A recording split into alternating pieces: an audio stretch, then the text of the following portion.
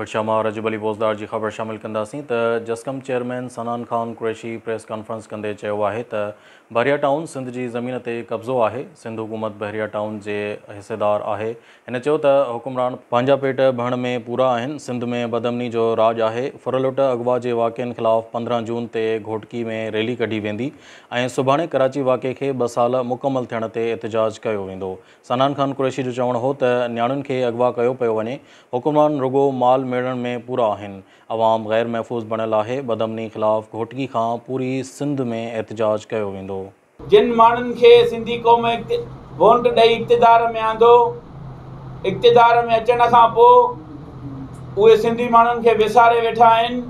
सिंध उन्हनि सभिनी उन्हनि माण्हुनि जो घेराव कंदी जेके सिंध जूं ज़मीनूं भुगड़नि मुठ में मलक रियाज़ खे ॾियनि था। हर ख़बर पर वक़्तु ख़बर ॾिसंदा रहो न्यूज़ लाइन 1।